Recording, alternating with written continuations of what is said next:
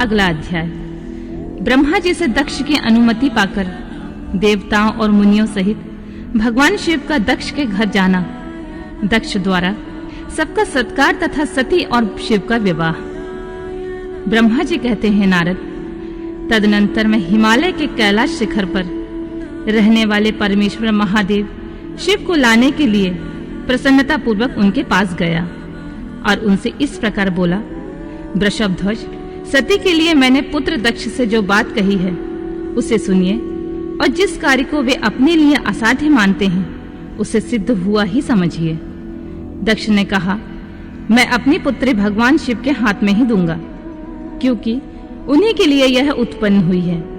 शिव के साथ सती का विवाह हो, यह कार्य तो मुझे स्वतः ही अभीष्ट है। फिर आपके भी कहने से इसका महत्व और अधिक बढ़ गया है। मेरी पुत्री ने स्वयं इसी उद्देश्य से भगवान शिव की आराधना की है और इसी समय शिव जी भी मुझसे इसी के विषय में अन्वेषण पूछताछ कर रहे हैं। इसलिए मुझे अपनी कन्या अवश्य ही भगवान शिव के हाथ में देनी है। विधाता विष्णु भगवान शंकर शुभ लग्न और शुभ मुहूर्त में यहाँ पधारें। उस समय मैं उन्हें शिक्षा के तौर पर अपनी पुत्री दे दूंगा। वृषभध्वज, मुझसे दक्ष ने ऐसी बात कही, अतः आप शुभ मुहूर्त में उनके घर चलिए और सती को ले आइए। मुने, मेरी यह बात सुनकर भक्त वत्सल रुद्र लौकिक गति का आश्रय लेकर हंसते हुए मुझसे बोले, संसार के सृष्टि करने वाले ब्रह्मा जी, मैं तुम्हारे और नारद के साथ दक्ष के घर चलूंगा। अतः नारद का स्मरण करो, अपने मारीची आदि मानस पुत्रों को भी बुला लो। विधे, मैं उन सब के साथ दक्ष के निवास स्थान पर चलूंगा। मेरे पार्षद भी मेरे साथ रहेंगे। नारद, लोकचार के निर्वाह में लगे हुए भगवान शिव की इस प्रकार की आज्ञा देने पर मैंने तुम्हारा और मारीची आदि पुत्रों का भी स्मरण किया। मेरे याद करते ही तुम्हारे साथ मेरे सभी मानस पुत्र मन में आदर की भावना लिए शीघ्र ही वहां आ पहुंचे। उस समय तुम सब लोग हर्ष से उत्फुल्ल हो रहे थे। फिर रुद्र के स्मरण करने पर शिव भक्तों के सम्राट भगवान विष्णु भी अपने सैनिक तथा कमला देवी के साथ गरुड़ पर आरूढ़ होकर तुरंत वहां आ गए। तदनंतर चैत्र मास के शुक्ल पक्ष की त्रयोदशी तिथि में रविवार को पूर्व फाल्गुनी नक्षत्र में मुझ ब्रह्मा और विष्णु आदि समस्त देवताओं के साथ महेश्वर ने विवाह के लिए यात्रा प्रारंभ की। मार्ग में उन्होंने और ऋषियों के साथ यात्रा करते हुए भगवान शंकर बड़ी शोभा पा रहे थे। वहां जाते हुए देवताओं, मुनियों तथा आनंद मग्न मन वाले प्रथम गणों का रास्ते में बड़ा उत्साह हो रहा था।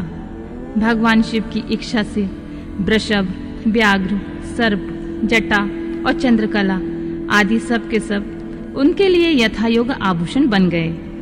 तदनंतर वेग से चलने वाले बलवान बलिवर्द नंदकेश्वर पर आरूढ़ होकर महादेव जी श्री विष्णु आदि देवताओं के साथ लिए क्षण भर में प्रसन्नता पूर्वक दक्ष के घर पहुंचे। वहां विनीत चित्त वाले प्रजापति दक्ष समस्त आत्मीय जनों के साथ भगवान शिव की आगवानी के लिए उनके सामने आए। उस समय उनके समस्त अंगों में हर्ष जनित रोमांच हो आया था। स्वयं दक्ष ने अपने द्वार पर आए हुए समस्त देवताओं का सत्कार किया।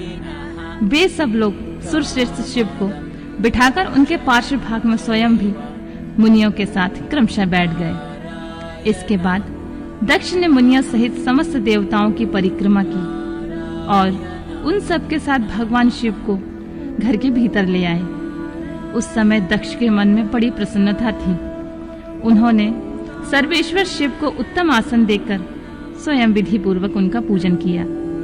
तत्पश्चात श्री विष्णु मेरा ब्राह्मणों का, देवताओं का और समस्त शिव गणों का यथोचित विधि से उत्तम भक्ति भाव के साथ पूजन किया। इस तरह पूजनीय पुरुषों तथा अन्य लोग सहित उन सब का यथोचित आदर सत्कार करने में दक्ष ने मानस पुत्र मारीची आदि मुनियों के साथ आवश्यक सलाह की। इसके बाद मेरे पुत्र दक्ष ने मुझ पिता से मेरे चरणों में प्रणाम करके प्रसन्नता पूर्वक कहा, प्रभु आप ही वैवाहिक कार्य कराएं। तब मैं हर्ष भरे हृदय से बहुत अच्छा कहकर उठा और सारा कार्य कराने लगा। तदनंतर ग्रहों के बल से युक्त शुभ लग्न और मुहूर्त में दक्ष ने हर्ष पूर्वक अपनी पुत्री सती का हाथ भगवान शंकर के हाथ में दे दिया। उस समय हर्ष से भरे हुए भगवान वृषभध्वज ने भी वैवाहिक विधि से सुंदरी दक्ष कन्या का पारिग्रहण किया। फिर मैंने, श्री हरि ने, तुम तथा अन्य मुनियों ने, देवताओं ने और प्रथम गणों ने भगवान शिव को प्रणाम किया और सबने नाना प्रकार की स्तुतियों द्वारा उन्हें संतुष्ट किया। उस समय नाच गान के साथ महान उत्सव मनाया गया। समस्त देवताओं और मुनियों को बड़ा आनंद प्राप्त हुआ। भगवान शिव के लिए कन्या दान करके मेरे पुत्र दक्ष कृतार्थ हो गए। शिवा और शिव प्रसन्न हुए तथा सारा संसार मंगल का निकेतन बन गया। अगला अध्याय, सती और शिव के द्वारा अग्नि की परिक्रमा। श्री हरि द्वारा शिव तत्व का वर्णन। शिव का ब्रह्मा जी को दिए हुए वर के अनुसार वेदी पर सदा के लिए अवस्थान तथा शिव का सती का विदा हो कैलाश पर जाना। ब्रह्मा जी कहते हैं, नारद, कन्यादान करके दक्ष ने भगवान शंकर को नाना प्रकार की वस्तुएं दहेज में दी। यह सब करके वे बड़े प्रसन्न हुए। फिर उन्होंने ब्राह्मण को भी नाना प्रकार से धन बांटे। तत्पश्चात लक्ष्मी सहित भगवान विष्णु शंकर के पास हाथ जोड़कर खड़े हुए और यूं बोले, देवादिदेव महादेव, दया सागर, प्रभु, तात, आप संपूर्ण जगत के पिता हैं और सती सबकी माता हैं। आप दोनों सत्पुरुषों के कल्याण तथा दुष्टों के दमन के लिए सदा लीला पूर्वक अवतार ग्रहण करते हैं। यह सनातन श्रुति का कथन है। आप चिकने नील अंजन के समान शोभा वाली सती के साथ जिस प्रकार शोभा पा रहे हैं, मैं उससे उल्टे लक्ष्मी के साथ शोभा पा रहा हूँ। अर्थात सती नील वर्णा और आप गौर वर्णा। उससे उल्टे में नील वर्ण तथा लक्ष्मी गौर वर्णा है। नारद, मैं देवी सती के पास आकर ग्रह सूत्रोक्त विधि से विस्तार पूर्वक सारा अग्नि कार्य कराने लगा। मुझे आचार्य तथा ब्राह्मणों की आज्ञा से शिव और शिव ने बड़े हर्ष के साथ विधि पूर्वक अग्नि की परिक्रमा की। उस समय वहां बड़ा अद्भुत उत्सव मनाया गया। गाजे बाजे और नृत्य के साथ होने वाला वह उत्सव सबको बड़ा सुखद जान पड़ा। तदनंतर भगवान विष्णु बोले, सदाशिव, मैं आपकी आज्ञा से यहाँ शिव तत्व का वर्णन कर रहा हूँ। समस्त देवता तथा दूसरे दूसरे मुनि अपने मन को एकाग्र करके इस विषय को सुनो। भगवान, आप प्रधान और अप्रधान, प्रकृति और उससे अतीत हैं। आपके अनेक भाग हैं, फिर भी आप भाग रहित हैं। ज्योतिर्मय स्वरूप वाले आप परमेश्वर के ही हम तीनों देवता के अंश हैं। आप कौन हैं, मैं कौन और ब्रह्मा कौन है? आप परमात्मा के ये तीन अंश हैं जो सृष्टि, पालन और संहार करने के कारण एक दूसरे से भिन्न प्रतीत होते हैं। आप अपने स्वरूप का चिंतन कीजिए। आपने स्वयं ही लीला पूर्वक शरीर धारण किया है। आप निर्गुण ब्रह्म रूप में एक हैं। आप ही सगुण ब्रह्मा हैं और हम ब्रह्मा, विष्णु और रुद्र तीनों आपके अंश हैं। जैसे एक ही शरीर के भिन्न भिन्न अवयव, मस्तक, ग्रीवा आदि नाम धारण करते हैं, तथापि उस शरीर से वे भिन्न नहीं हैं, उसी प्रकार हम तीनों अंश आप परमेश्वर के ही अंग हैं। उसी प्रकार हम तीनों अंश आप परमेश्वर के ही अंग हैं, जो ज्योतिर्मय आकाश के समान सर्वव्यापी एवं निर्लेप, स्वयं ही अपना धाम, पुराण, कूटस्थ, अव्यक्त, अनंत, नित्य तथा दीर्घ आदि विशेषणों से रहित निर्विशेष ब्रह्मा है। वही आप शिव हैं, अतः आप ही सब कुछ हैं। ब्रह्मा जी कहते हैं, मुनीश्वर, भगवान विष्णु की यह बात सुनकर महादेव जी बड़े प्रसन्न हुए। तदनंतर उस विवाह यज्ञ के स्वामी यजमान परमेश्वर शिव प्रसन्न हो लौलिक की गति का आश्रय लेकर हाथ जोड़कर खड़े हुए मुझ ब्रह्मा से प्रेम पूर्वक बोले, ब्राह्मण, आपने सारा वैवाहिक कार्य अच्छी तरह से संपन्न करा दिया। अब मैं प्रसन्न हूँ। आप मेरे आचार्य हैं। बताइए, आपको क्या दक्षिणा दूं? सूर्यज्येष्ठ, आप उस दक्षिणा को मांगिए। महाभाग, और यदि वह अत्यंत दुर्लभ भी हो तो उसे शीघ्र कहिए। मुझे आपके लिए कुछ भी अदेय नहीं है। मुने, भगवान शंकर का यह वचन सुनकर मैं हाथ जोड़ विनीत चित्त से उन्हें बारंबार प्रणाम करके बोला, देवेश, यदि आप प्रसन्न हो और महेश्वर, यदि मैं वर पाने की योग्य हूँ तो प्रसन्नता पूर्वक जो बात कहता हूँ आप उसे पूर्ण कीजिए। महादेव, आप इसी रूप में इसी वेदी पर सदा विराजमान रहें, जिससे आपके दर्शन से मनुष्य के पाप धुल जाएं।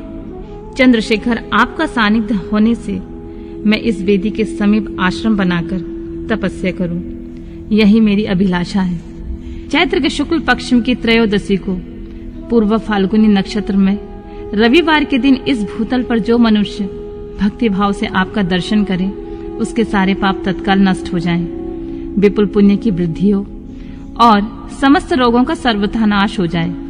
जो नारी दुर्भगा, बंध्या, रूपहीना हो, वह भी आपके दर्शन मात्र से अवश्य निर्दोष हो जाए। मेरी यह बात उनकी आत्मा को सुख देने वाली थी। इसे सुनकर भगवान शिव ने प्रसन्न चित्त से कहा, विधाता, ऐसा ही होगा। मैं तुम्हारे कहने से संपूर्ण जगत के हित के लिए अपनी पत्नी सती के साथ इस वेदी पर सुस्थिर भाव से स्थिर रहूंगा। ऐसा कहकर पत्नी सहित भगवान शिव अपनी अंश रूपनी मूर्ति को प्रकट करके वेदी के मध्य भाग में विराजमान हो गए। तत्पश्चात स्वजनों पर स्नेह रखने वाले परमेश्वर शंकर दक्ष से विदा ले अपने पति सती के साथ कैलाश जाने के लिए उद्यत हुए। उस समय उत्तम बुद्धि वाले दक्ष ने विनय से मस्तक झुकाकर हाथ जोड़कर भगवान वृषभ ध्वज को प्रेम पूर्वक स्तुति की। उस समय उत्तम बुद्धि वाले दक्ष ने विनय पूर्वक मस्तक झुकाकर हाथ जोड़कर भगवान वृषभ ध्वज की प्रेम पूर्वक स्तुति की। फिर श्री विष्णु आदि समस्त देवताओं, मुनियों और शिव गणों ने नमस्कार पूर्वक नाना प्रकार की स्तुति करके बड़े आनंद से जय जयकार किया। तदनंतर दक्ष की आज्ञा से भगवान शिव ने प्रसन्नता पूर्वक सती को वृषभ की पीठ पर बिठाया और स्वयं भी उस पर आरूढ़ होकर वे प्रभु हिमालय पर्वत की ओर चले। भगवान शंकर के समीप वृषभ पर बैठी हुई सुंदर दांत और मनोहर हास वाली सती अपने नीलश्याम वर्ण के कारण चंद्रमा में नीली रेखा के समान शोभा पा रही थी। उस समय उन नव दंपति की शोभा देख विष्णु आदि समस्त देवता, मारीची आदि महर्षि तथा दूसरे लोग ठगे से रह गए, हिलडुल भी ना सके तथा दक्ष भी मोहित हो गए। तत्पश्चात कोई बाजे बजाने लगे और कोई लोग मधुर स्वर से गीत गाने लगे। कितने ही लोग प्रसन्नता पूर्वक शिव के कल्याण में उज्जवल यश का गान करते हुए उनके पीछे पीछे चले। भगवान शंकर ने बीच रास्ते में दक्ष को प्रसन्नता पूर्वक लौटा दिया और स्वयं प्रेमाकुल होकर प्रथम गणों के साथ अपने धाम को जा पहुंचे। यद्यपि भगवान शिव ने विष्णु आदि देवताओं को भी विदा कर दिया था, तो वे भी बड़ी प्रसन्नता और भक्ति के साथ पुनः उनके साथ हो लिए। उन सब देवताओं, प्रथम गणों तथा अपनी स्त्री सती के साथ हर्षभरे शंभु हिमालय पर्वत से सुशोभित अपने कैलाश धाम में जा पहुंचे। वहां जाकर उन्होंने देवताओं, मुनियों तथा दूसरे लोगों का बहुत आदर सम्मान करके उन्हें प्रसन्नता पूर्वक विदा किया। शंभु की आज्ञा ले वे विष्णु आदि सब देवता तथा मुनि नमस्कार और उनकी स्तुति करके मुख पर प्रसन्नता की छाप लिए अपने अपने धाम को चले गए। सदाशिव का चिंतन करने वाले भगवान शिव भी अत्यंत आनंदित हो हिमालय के शिखर पर्वत पर रहकर अपनी पत्नी दक्ष कन्या सती के साथ विहार करने लगे। सूत जी कहते हैं, मुनियों, पूर्व काल में स्वयंभू मनवंतर में भगवान शंकर और सती का जिस प्रकार विवाह हुआ वह सारा प्रसंग मैंने तुमसे कह दिया। जो विवाह काल में यज्ञ में अथवा किसी शुभ कार्य में आरंभ में भगवान शंकर की पूजा करता है और कथा सुनता है, उसका सारा कर्म तथा वैवाहिक आयोजन बिना किसी विघ्न बाधा के पूर्ण होता है और दूसरे शुभ कार्य भी सदा निर्विघ्न पूर्ण होते हैं। इस शुभ उपाख्यान को प्रेम पूर्वक सुनकर विवाहित होने वाली कन्या भी सुख, सौभाग्य, सुशीलता और सदाचार आदि सद्गुणों से संपन्न साध्वी स्त्री तथा पुत्रवती होती है। अगला अध्याय सती का प्रश्न तथा उसके उत्तर में भगवान शिव द्वारा ज्ञान एवं नवधा भक्ति के स्वरूप का विवेचन। कैलाश तथा हिमालय पर्वत पर श्री शिव और सती के विविध विहारों का विस्तार पूर्वक वर्णन करने के पश्चात ब्रह्मा जी ने कहा, मुनि, एक दिन की बात है, देवी सती एकांत में भगवान शंकर से मिली और उन्हें भक्ति पूर्वक प्रणाम करके दोनों हाथ जोड़कर खड़ी हो गईं।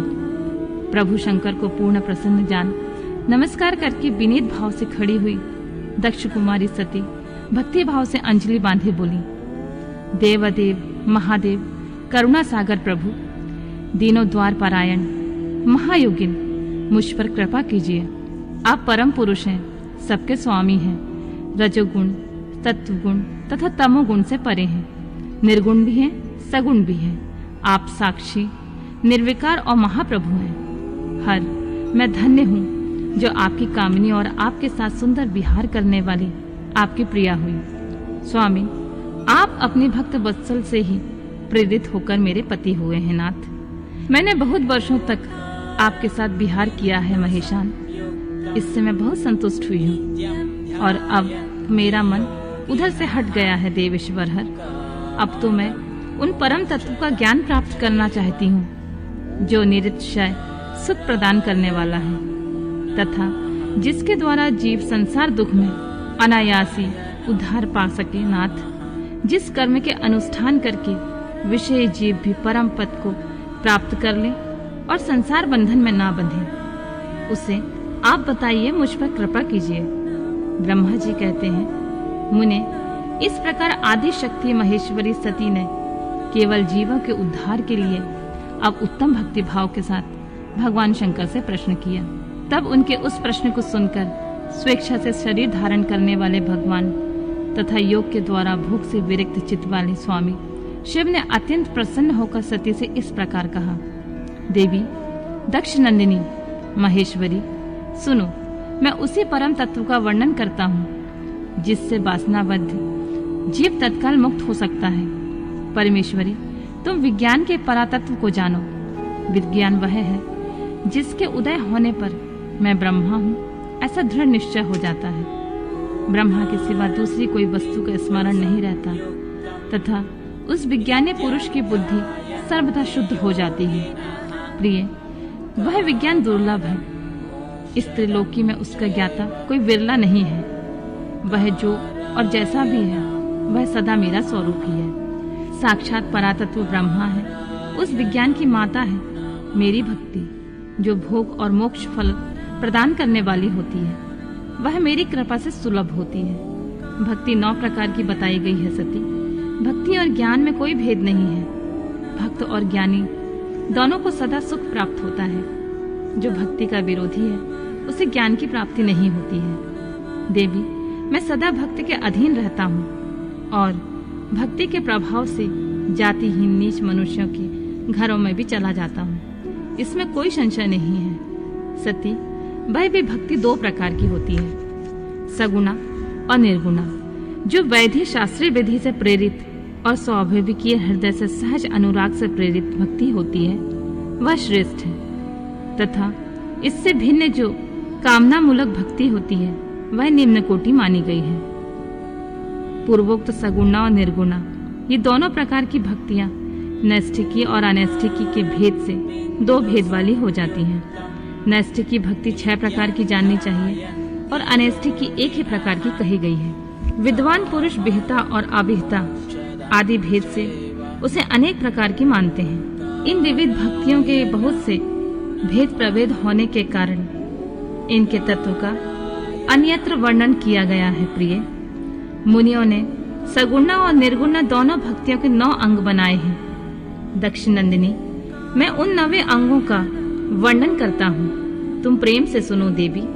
श्रवण, कीर्तन, स्मरण, सेवन, दास्य, अर्चन, सदा मेरा बंधन, संख्य और आत्मसमर्पण, ये विद्वानों ने भक्ति के 9 अंग माने हैं। शिवे, भक्ति के उपांग भी बहुत से बताए गए हैं। देवी, अब तुम मन लगाकर मेरी भक्ति के पूर्वोक्त 9 अंगों के पृथक पृथक लक्षण सुनो।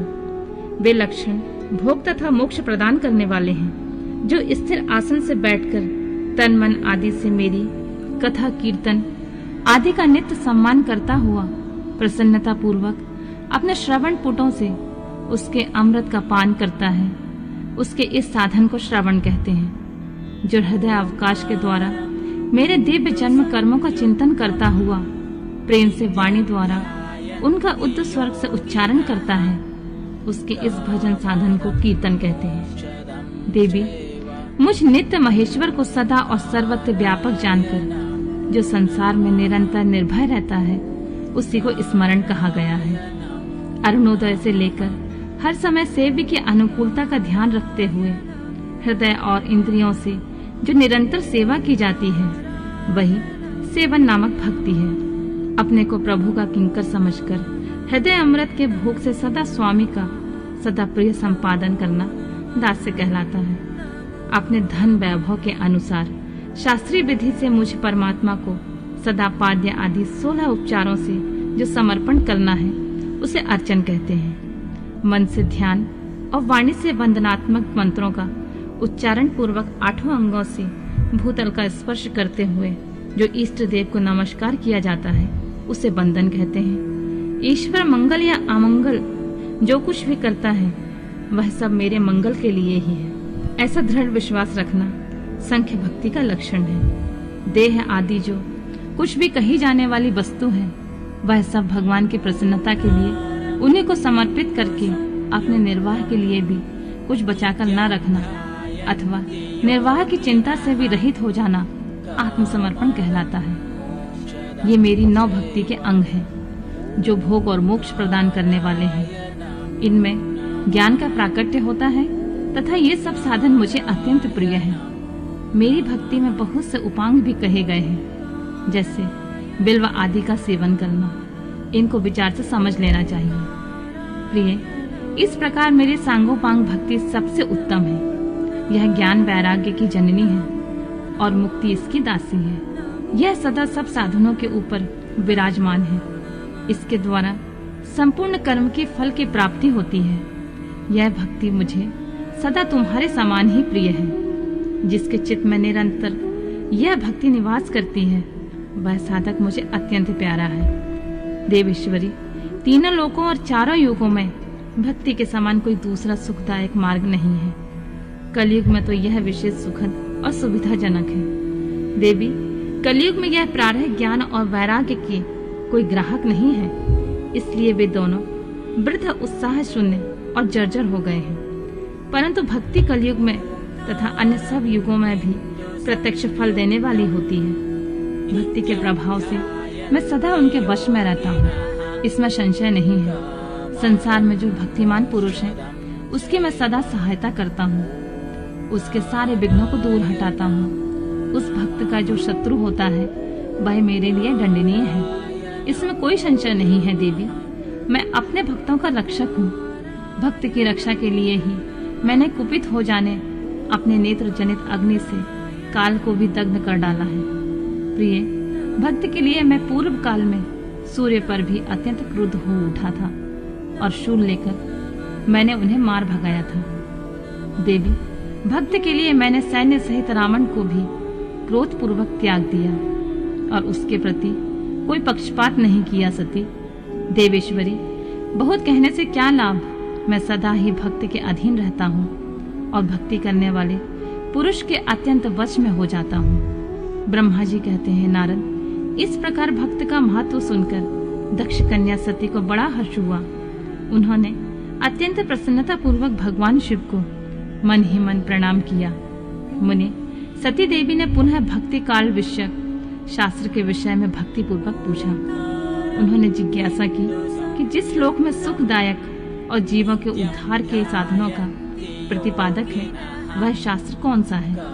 उन्होंने यंत्र मंत्र शास्त्र, उसके महात्म तथा जीव उद्धारदायक धर्ममय साधनों के विषय में विशेष रूप से जानने की इच्छा प्रकट की। सती के इस प्रश्न को सुनकर भगवान शंकर के मन में बड़ी प्रसन्नता हुई। उन्होंने जीवों के उद्धार के लिए सब शास्त्रों का प्रेम पूर्वक वर्णन किया। महेश्वर ने 5 अंगों सहित तंत्र शास्त्र, यंत्र शास्त्र तथा भिन्न भिन्न देवेश्वरों की महिमा का वर्णन किया। मुनीश्वर इतिहास कथा सहित उन देवताओं के भक्तों का महिमा का, वर्ण आश्रम धर्मों का तथा राजधर्मों का भी निरूपण किया। पुत्र और स्त्री के धर्म की महिमा का, कभी न नष्ट होने वाले वर्णाश्रम धर्म का और जीवों को सुख देने वाले वैदिक शास्त्र और ज्योतिष शास्त्र का भी वर्णन किया। महेश्वर ने कृपा करके उत्तम सामुद्रिक शास्त्र का तथा बहुत से शास्त्रों का स्वतः वर्णन किया। इस प्रकार लोकोपचार करने के लिए सद्गुण संपन्न शरीर धारण करने वाले त्रिलोक सुखदायक और सर्वज्ञ सत्य शिव हिमालय के कैलाश शिखर पर तथा अन्य स्थानों पर नाना प्रकार की लीलाएं करते थे। वे दोनों दंपति साक्षात परब्रह्म स्वरूप हैं। अगला अध्याय। दंडकारण्य में शिव को श्री राम के प्रति मस्तक झुकाते देख सती का मोह तथा शिव की आज्ञा से उनके द्वारा श्री राम की परीक्षा।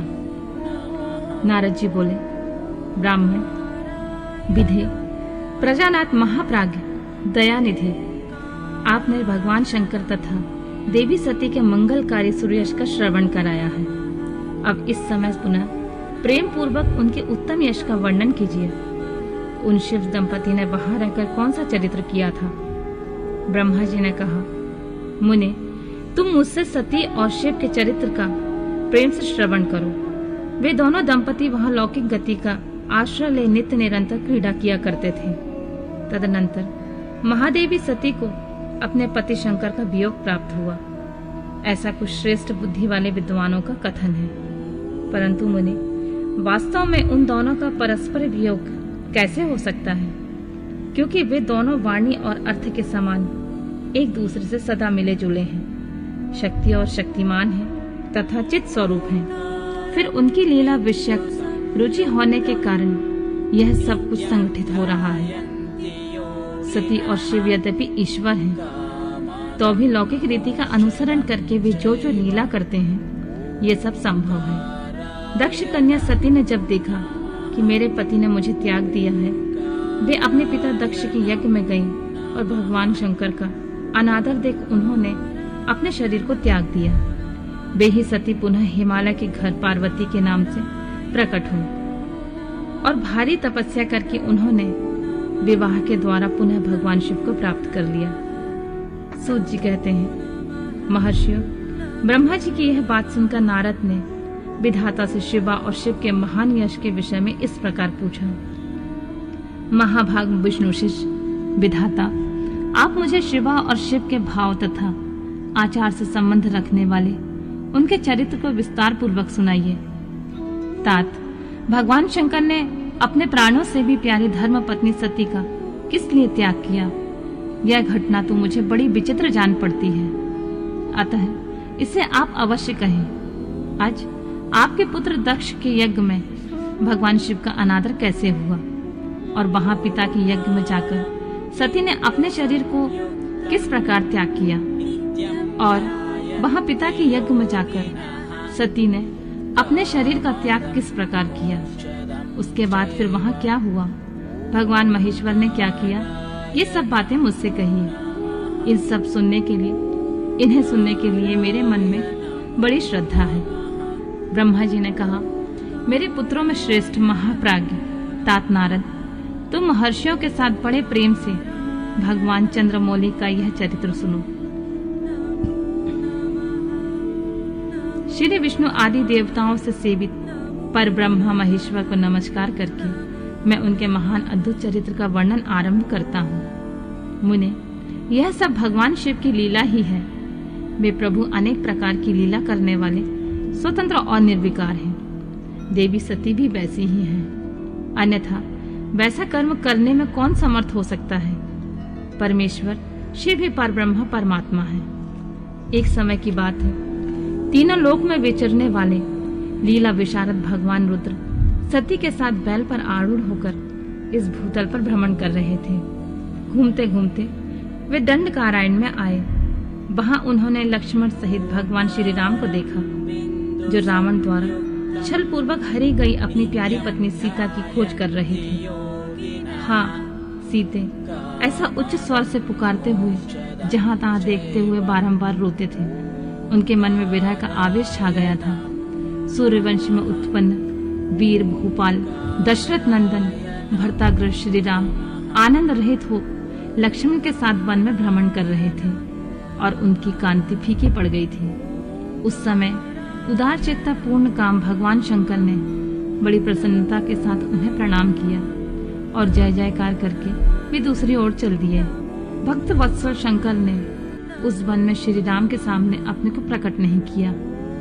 भगवान शिव के मोह में डालने वाली ऐसी लीला देख सती को बड़ा विस्मय हुआ। वे उनकी माया से मोहित होकर उनसे इस प्रकार बोली, देवादिदेव सर्वेश पर ब्रह्मा परमेश्वर, ब्रह्मा विष्णु आदि सब देवता आपके ही सदा सेवा करते हैं। आप ही सबके द्वारा प्रणाम करने योग्य हैं। सबको आपका ही सर्वथा सेवन और ध्यान करना चाहिए। वेदांत शास्त्र के द्वारा यत्न पूर्वक जानने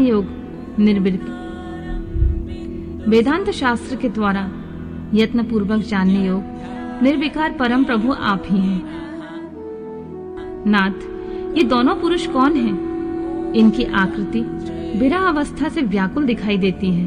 ये दोनों धनुर्धर वीर वन में विचरते हुए भागी और दीन हो रहे हैं। इनमें जो ज्येष्ठ हैं उसकी अंग कांति नील कमल के समान श्याम है। उसे देखकर किस कारण से आप आनंद विभोर हो उठे थे? आप इस समय भक्त के समान विनम्र क्यों हो गए थे स्वामी? कल्याणकारी शिव, आप मेरे संशय को सुने। प्रभु, सेव्य स्वामी अपने सेवक को प्रणाम करे, क्या यह उचित जान पड़ता है?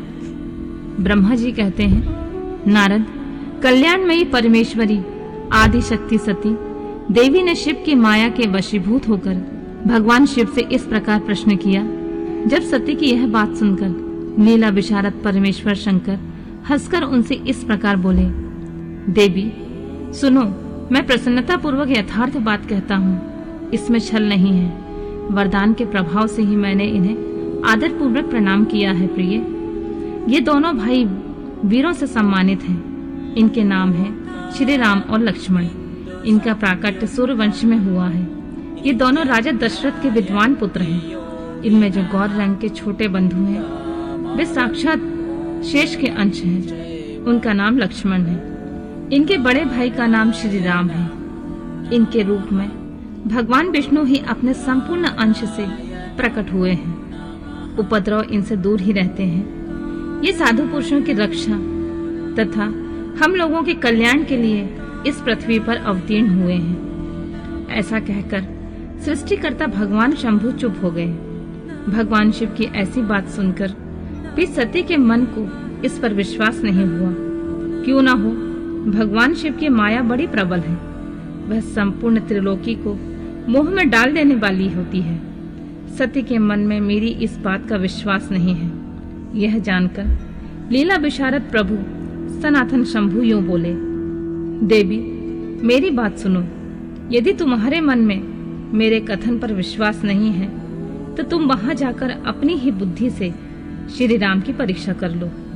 प्यारी सती, जिस प्रकार तुम्हारा मोह या भ्रम नष्ट हो जाए वह करो। तुम वहां जाकर परीक्षा करो, तब तक मैं बरगद के नीचे खड़ा हूँ। ब्रह्मा जी कहते हैं, नारद, भगवान शिव की आज्ञा से ईश्वरी सती वहां गई और मन ही मन सोचने लगी कि मैं वनचारी राम की परीक्षा कैसे करूं। अच्छा, अब मैं सीता का रूप धारण करके राम के पास चलूं। यदि राम साक्षात विष्णु हैं, तब तो सब कुछ जान लेंगे, अन्यथा वे मुझे नहीं पहचानेंगे। ऐसा विचार सती ने सीता बनकर श्री राम के समीप उनकी परीक्षा लेने के लिए गई। वास्तव में वे मोह में पड़ गई थीं। सती को सीता के रूप में सामने आई देख शिव शिव का जाप करते हुए रघुकुल नंदन श्री राम सब कुछ जान गए और हंसते हुए उन्हें नमस्कार करके बोले, सती जी, आपको नमस्कार है। आप प्रेम पूर्वक बताएं, भगवान शंभु कहाँ हैं? आप पति के बिना अकेली ही इस वन में क्यों आई हैं? देवी, आपने अपना रूप त्याग कर किस लिए यह नूतन रूप धारण किया है? मुझ पर कृपा करके इसका कारण बताइए। रामचंद्र जी की यह बात सुनकर सती उस समय आश्चर्यचकित हो गईं। वे शिव जी की कही हुई इस बात का स्मरण करके उसे यथार्थ समझकर बहुत लज्जित हुई। श्री राम को साक्षात विष्णु जान अपने रूप को प्रकट करके मन ही मन भगवान शिव के चरणार बिंदों का चिंतन कर प्रसन्नचित हुई सती उनसे इस तरह बोली, रघुनंदन, स्वतंत्र परमेश्वर भगवान शिव मेरे तथा अपने पार्षदों के साथ पृथ्वी पर भ्रमण करते हुए इस वन में आ गए हैं। यहाँ उन्होंने सीता की खोज में लगे हुए लक्ष्मण सहित तुमको देखा। उस समय सीता के लिए तुम्हारे मन में बड़ा क्लेश था। तुम बिरह शोक से पीड़ित दिखाई देते थे। उस अवस्था में तुम्हें प्रणाम करके वे चले गए और बट वृक्ष के नीचे अभी भी खड़े हैं। भगवान शिव बड़े आनंद के साथ तुम्हारे वैष्णव रूप की उत्कृष्ट महिमा का गान कर रहे थे। यद्यपि उन्होंने तुम्हें चतुर्भुज विष्णु के रूप में नहीं देखा है, तो भी तुम्हारा दर्शन करते ही आनंद विभोर हो गए। इस निर्मल रूप की ओर देखते हुए उन्हें बड़ा आनंद प्राप्त हुआ। इस विषय में मेरे पूछने पर भगवान शंभु ने जो बात कही उसे सुनकर मेरे मन में भ्रम उत्पन्न हो गया। अतः राघवेंद्र, मैंने उनकी आज्ञा लेकर तुम्हारी परीक्षा की है। श्री राम, अब मुझे ज्ञात हो गया कि तुम साक्षात विष्णु हो। तुम्हारी सारी प्रभुता मैंने अपनी आंखों से देख ली है। अब मेरा संशय दूर हो गया है। तो भी महामते, तुम मेरी बात सुनो। मेरे सामने यह सच सच बताओ कि तुम भगवान शिव के भी वंदनीय कैसे हो गए। मेरे मन में यही एक संदेह है, इसे निकाल दो और शीघ्र ही मुझे पूर्ण शांति प्रदान करो। सती का यह वचन सुनकर श्री राम के नेत्र प्रफुल्ल कमल के समान खिल उठे। उन्होंने मन ही मन अपने प्रभु भगवान शिव का स्मरण किया। इससे उनके हृदय में प्रेम की बाढ़ आ गई। मुने आज्ञा न होने के कारण वे सती के साथ भगवान शिव के निकट नहीं गए तथा मन ही मन उनकी महिमा का वर्णन करके श्री रघुनाथ जी ने सती से कहना प्रारंभ किया। अगला अध्याय। श्री शिव के द्वारा गोलोक धाम में श्री विष्णु का गोपेश के पद पर अभिषेक तथा उनके प्रति प्रणाम का प्रसंग सुनाकर श्री राम का सती के मन का संदेह दूर करना, सती का शिव के द्वारा मानसिक त्याग। श्री राम बोले, देवी, प्राचीन काल में एक समय परम दृष्टा भगवान शंभु ने अपने परात्पर धाम में विश्वकर्मा को बुलाकर उनके द्वारा अपनी गौशाला में एक रमणीय भवन बनवाया जो बहुत ही विस्तृत था। उसमें एक श्रेष्ठ सिंहासन का भी निर्माण कराया। उस सिंहासन पर भगवान शंकर ने विश्वकर्मा द्वारा एक छत्र बनवाया जो बहुत ही दिव्य, सदा के लिए अद्भुत एवं परम उत्तम था। तत्पश्चात उन्होंने सब ओर से इंद्र आदि देवगणों, सिद्धों, गंधर्वों, नागादिकों तथा संपूर्ण उपदेवों को शीघ्र वहां बुलवाया। समस्त वेदों और आगमों को, पुत्रों सहित ब्रह्मा जी को, मुनियों को, अप्सराओं तथा समस्त देवियों को जो नाना प्रकार की वस्तुओं से संपन्न थी आमंत्रित किया। इनके सिवा देवताओं, ऋषियों, सिद्धों और नागों की 16-16 कन्याओं को भी बुलवाया जिनके हाथों में मांगलिक वस्तुएं थीं। मुने वीणा, मृदंग आदि नाना प्रकार के वाद्यों को बजवाकर सुंदर गीतों द्वारा महान उत्सव रचाया। संपूर्ण औषधियों के साथ राज्याभिषेक के योग्य द्रव्य एकत्रित किए। प्रत्यक्ष तीर्थों के जलों से भरे हुए 5 कलश भी मंगवाए गए। इनके सिवा और भी बहुत सी दिव्य सामग्रियों को भगवान शंकर ने अपने पार्षदों द्वारा मंगवाया और वहां उच्च स्वर में वेद मंत्रों का घोष करवाया। देवी, भगवान विष्णु की पूर्ण भक्ति से महेश्वर देव सदा प्रसन्न रहते थे।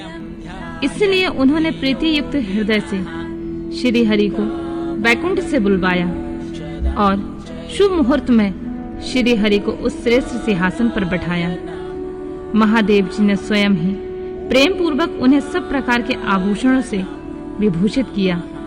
उनके मस्तक पर मनोहर मुकुट बांधा गया और उनके मंगल कौतुक कराए गए। ये सब हो जाने के बाद महेश्वर ने स्वयं ब्रह्मांड मंडप में श्री हरि का अभिषेक किया और उन्हें अपना वह सारा ऐश्वर्य प्रदान किया जो दूसरों के पास नहीं था। तदनंतर स्वतंत्र ईश्वर भक्त वत्सल शंभु ने श्री हरि का स्तवन किया और अपनी पराधीनता को सर्वत्र प्रसिद्ध करते हुए वे लोककर्ता ब्रह्मा से इस प्रकार बोले, लोकेश, आज से मेरी आज्ञा के अनुसार ये विष्णु हरि स्वयं मेरे वंदनीय हो गए हैं। इस बात को सभी सुन रहे हैं तात। तुम संपूर्ण देवता आदि के साथ श्री हरि को प्रणाम करो और ये वेद मेरी आज्ञा से मेरी ही तरह इन श्री हरि का वर्णन करो। रामचंद्र जी कहते हैं, देवी भगवान विष्णु की शिव भक्ति देखकर प्रसन्नचित्त हुए वरदायक भक्त वत्सल रुद्रदेव ने उपयुक्त बात कहकर ही स्वयं श्री गरुड़ ध्वज को प्रणाम किया। तदनंतर ब्रह्मा आदि देवताओं, मुनियों और सिद्ध आदि ने भी उस समय श्री हरि की वंदना की। इसके बाद अत्यंत प्रसन्न हुए भक्त वत्सल महेश्वर ने देवताओं के समक्ष श्री हरि को बड़े बड़े वर दिए। इसके बाद अत्यंत प्रसन्न हुए भक्त वत्सल महेश्वर ने देवताओं के समक्ष श्री हरि को बड़े बड़े वर प्रदान किए। महेश बोले, हरे, तुम मेरी आज्ञा से संपूर्ण लोकों के कर्ता, पालक और सहारक हो। धर्म, अर्थ और काम के दाता तथा दुर्नीति अथवा अन्याय करने वाले दुष्टों को दंड देने वाले हो। महान बल पराक्रम से संपन्न जगत पूज्य जगदीश्वर बने रहो। समरांगन में तुम कहीं भी जीते नहीं जा सकोगे, मुझसे भी तुम कभी पराजित नहीं होगे। तुम मुझसे मेरी दी हुई 3 प्रकार की शक्तियां ग्रहण करो। एक तो आदि की इच्छा सिद्धि, दूसरी प्रकार की लीलाओं को प्रकट करने की शक्ति और तीसरी तीनों लोकों में नित्य स्वतंत्रता। हरि, जो तुमसे द्वेष करने वाले हैं वे निश्चय ही मेरे द्वारा प्रयत्न पूर्वक दंडनीय होंगे। विष्णु, मैं तुम्हारे भक्तों को उत्तम मोक्ष प्रदान करूंगा। तुम इस माया को भी ग्रहण करो, जिसका निवारण करना देवता आदि के लिए भी कठिन है तथा जिससे मोहित होने पर यह विश्व जड़ रूप हो जाएगा। हरे, तुम मेरी बाईं भुजा हो और विधाता दाहिनी भुजा। तुम इस विधाता के भी उत्पादक और पालक होगे। मेरा हृदय रूप जो रुद्र है वही मैं हूँ, इसमें संशय नहीं है। वह रुद्र तुम्हारा और ब्रह्मा आदि देवताओं का भी निश्चय ही पूज्य है। तुम यहाँ रहकर विशेष रूप से संपूर्ण जगत का पालन करो। नाना प्रकार की लीलाएं करने वाले विविध अवतारों द्वारा सदा सबकी रक्षा करते रहो। मेरे चिन्मय धाम में तुम्हारा जो परम वैभवशाली और अत्यंत उज्जवल स्थान है वह गोलोक नाम से विख्यात होगा। हरे, भूतल पर जो तुम्हारे अवतार ग्रहण होंगे वे सबके रक्षक और मेरे भक्त होंगे। मैं उनका अवश्य दर्शन करूंगा। वे मेरे वर से सदा प्रसन्न रहेंगे। रामचंद्र जी कहते हैं, देवी, इस प्रकार श्री हरि को अपना अखंड ऐश्वर्य सौंपकर उमा वल्लभ भगवान हर स्वयं कैलाश पर्वत पर रहते हुए अपने पार्षदों के साथ स्वच्छंद क्रीड़ा करते हैं। तभी से भगवान लक्ष्मीपति वहां गोप वेश धारण करके आए और गोप गोपी तथा गौओं के अधिपति होकर बड़ी प्रसन्नता के साथ रहने लगे। वे श्री विष्णु प्रसन्नचित हो समस्त जगत की रक्षा करने लगे। वे शिव की आज्ञा से नाना प्रकार के अवतार ग्रहण करके जगत का पालन करते और इस समय वे ही श्री हरि भगवान शंकर की आज्ञा से 4 भाइयों के रूप में अवतीर्ण हुए हैं। उन 4 भाइयों में सबसे बड़ा मैं राम हूँ, दूसरे भरत, तीसरे लक्ष्मण और चौथे भाई शत्रुघ्न। देवी, मैं पिता की आज्ञा से सीता और लक्ष्मण के साथ वन में आ गया। यहाँ किसी निशाचर ने मेरी पत्नी सीता को हर लिया है और मैं विरही होकर भाई के साथ इस वन में प्रिया का अन्वेषण करता हूँ। जब आपका दर्शन प्राप्त हो गया तब सर्वथा मेरा कुशल मंगल ही होगा। माँ सती, आपकी कृपा से ऐसा होने में कोई संदेह नहीं है। देवी, निश्चय ही आपकी ओर से मुझे सीता की प्राप्ति विषयक वर प्राप्त होगा। आपके अनुग्रह से उस दुख देने वाले पापी राक्षस को मारकर मैं सीता को अवश्य प्राप्त करूंगा। आज मेरा महान सौभाग्य है जो आप दोनों ने मुझ पर कृपा की है, जिस पर आप दोनों दयालु हो जाएं। भय पुरुष तो धन्य और श्रेष्ठ है। इस प्रकार बहुत सी बातें कहकर कल्याणमयी सीता देवी को प्रणाम करके रघुकुल शिरोमणि श्री राम उनकी आज्ञा से उस वन में विचरने लगे। पवित्र हृदय वाले श्री राम की यह बात सुनकर सती मन ही मन शिव भक्ति पारायण रघुनाथ जी की प्रशंसा करते हुए प्रसन्न हुई और अपने कर्म को याद करके उनके मन में बड़ा शोक हुआ। उनकी अंग कांति फीकी सी पड़ गई। वे उदास होकर शिव जी के पास लौटी। मार्ग में जाती हुई देवी सती बारंबार चिंता करने लगी कि मैंने भगवान शिव की बात नहीं मानी और श्री राम के प्रति कुत्सित बुद्धि कर ली। अब शंकर जी के पास जाकर उन्हें क्या उत्तर दूंगी। इस प्रकार बारंबार विचार करके उन्हें उस समय बड़ा पश्चाताप हुआ। शिव के समीप जाकर सती ने उन्हें मन ही मन प्रणाम किया। उनके मुख पर विषाद छा गया था और शोक से व्याकुल तथा निस्तेज हो गई थी। सती को दुखी देखकर भगवान हर ने उनका कुशल समाचार पूछा और प्रेम पूर्वक कहा, तुमने किस प्रकार परीक्षा ली। उनकी यह बात सुनकर सती मस्तक झुकाए उनके पास खड़ी हो गई। उनका मन शोक और विषाद में डूबा हुआ था। भगवान महेश्वर ने उन्हें ध्यान लगाकर सती का सारा चरित्र जान लिया और उन्हें मन से त्याग दिया। वेद धर्म का प्रतिपालन करने वाले परमेश्वर शिव ने अपनी पहले की हुई प्रतिज्ञा को नष्ट होने नहीं दिया। सती का मन से त्याग करके वे निवास भूत कैलाश पर्वत पर चले गए। मार्ग में महेश्वर और सती को सुनाते हुए आकाशवाणी बोली, परमेश्वर तुम धन्य हो और तुम्हारी यह प्रतिज्ञा भी धन्य है। तीनों लोकों में तुम्हारे जैसा महायोगी और महाप्रभु दूसरा कोई नहीं है। यह आकाशवाणी सुनकर देवी सती की कांति फीकी पड़ गई। उन्होंने भगवान शिव से पूछा, नाथ मेरे परमेश्वर, आपने कौन सी प्रतिज्ञा की है, बताइए। सती के इस प्रकार पूछने पर भी उनका हित चाहने वाले प्रभु ने पहले अपने विवाह के विषय में भगवान विष्णु के सामने जो प्रतिज्ञा की थी उसे नहीं बताया। मुने, उस समय सती ने अपने प्राण वल्लभ पति भगवान शिव का ध्यान करके उनके समस्त कारण को जान लिया, जिससे उनके प्रियतम ने उन्हें त्याग दिया था। शंभु ने मेरा त्याग कर दिया। इस बात को जानकर दक्ष कन्या सती शीघ्र ही अत्यंत शोक में डूब गई और बारंबार सिसकने लगी। सती के मनोभाव को जानकर शिव ने उनके लिए जो प्रतिज्ञा की थी उसे गुप्त ही रखा और वे दूसरी बहुत सी कथाएं कहने लगे। नाना प्रकार की कथाएं कहते हुए वे सती के साथ कैलाश पर जा पहुंचे। श्रेष्ठ आसन पर स्थित हो चिरवृत्तियों के निरोध पूर्वक समाधि लगा अपने स्वरूप का ध्यान करने लगे। सती मन में अत्यंत विषाद ले अपने उस धाम में रहने लगी। मुने, शिवा और शिव के उस चरित्र को कोई नहीं जानता था। महामुनि, स्वेच्छा से शरीर धारण करके लोक लीला का अनुसरण करने वाले उन दोनों प्रभुओं का इस प्रकार वहां रहते हुए दीर्घकाल व्यतीत हो गया।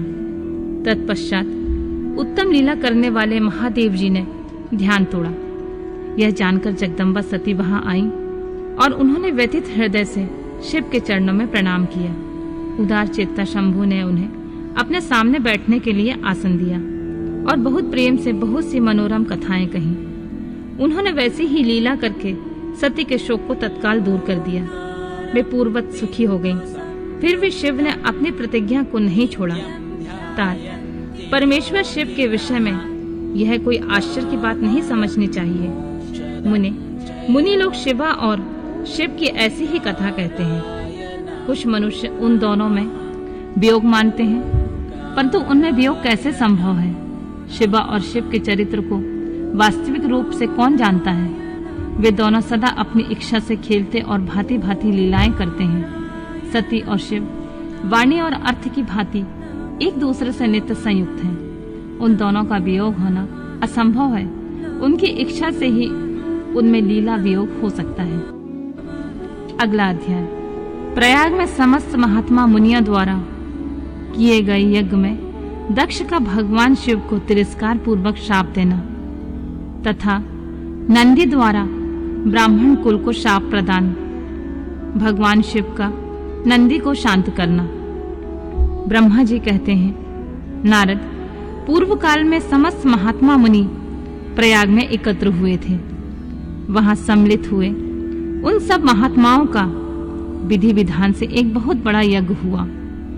उस यज्ञ में सनकादि सिद्धगण, देवर्षि, प्रजापति, देवता तथा ब्रह्मा का साक्षात्कार करने वाले ज्ञानी भी पधारे थे। मैं भी मूर्तिमान महातेजस्वी निगमों तथा आगमों से युक्त हो सपरिवार वहां गया था। अनेक प्रकार के उत्सव के साथ वहां उनका विचित्र समाज जुटा था। नाना शास्त्रों के संबंध में ज्ञान चर्चा और वाद विवाद हो रहे थे।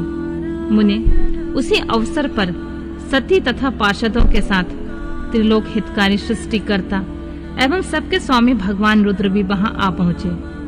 भगवान शिव को आया देख संपूर्ण देवताओं, सिद्धों तथा मुनियों ने भी और मैंने भी भक्ति भाव से उन्हें प्रणाम किया और उनकी स्तुति की। फिर शिव की आज्ञा पाकर सब लोग प्रसन्नता पूर्वक यथा स्थान बैठ गए। भगवान का दर्शन पाकर सब लोग संतुष्ट थे और अपने सौभाग्य की सराहना करते थे। इस बीच में प्रजापतियों के भी पति प्रभु दक्ष, जो बड़े तेजस्वी थे, अकस्मात घूमते हुए प्रसन्नता पूर्वक वहां आए। वे मुझे प्रणाम करके मेरी आज्ञा ले वहां बैठे। दक्ष उन दिनों समस्त ब्रह्मांड के अधिपति बनाए गए थे, अतएव सबके द्वारा सम्मानीय थे। परंतु अपने इस गौरवपूर्ण पद को लेकर उनके मन में बड़ा अहंकार था, क्योंकि वे तत्व ज्ञान से शून्य थे। उस समय समस्त देवर्षियों ने नतमस्तक हो स्तुति और प्रणाम के द्वारा दोनों हाथ जोड़कर उत्तम तेजस्वी दक्ष का आदर सत्कार किया। परंतु जो नाना प्रकार के लीला विहार करने वाले सबके स्वामी और उत्कृष्ट लीलाकारी स्वतंत्र परमेश्वर हैं, उन महेश्वर ने उस समय दक्ष को मस्तक नहीं झुकाया। वे अपने आसन पर बैठे ही रहे, खड़े होकर दक्ष का स्वागत नहीं किया। महादेव जी को वहां मस्तक झुकाते न देख मेरे पुत्र प्रजापति दक्ष मन ही मन अप्रसन्न हो गए और उन्हें रुद्र पर सहसा क्रोध भी आया। वे ज्ञानाशून्य तथा अहंकारी होने के कारण महाप्रभु रुद्र को क्रूर दृष्टि से देखकर सबको सुनाते हुए उच्च स्वर में कहने लगे। दक्ष ने कहा कि सब देवता, असुर, श्रेष्ठ ब्राह्मण तथा ऋषि मुझे विशेष रूप से मस्तक झुकाते हैं, परंतु वह जो प्रेतों और पिशाचों से घिरा हुआ महामनस्वी बनकर बैठा है, वह दुष्ट मनुष्य के समान क्यों मुझे प्रणाम नहीं करता। शमशान में निवास करने वाला यह निर्लज्ज जो मुझे इस समय प्रणाम नहीं करता, इसका क्या कारण है? इसके वेदोक्त कर्म लुप्त हो गए हैं।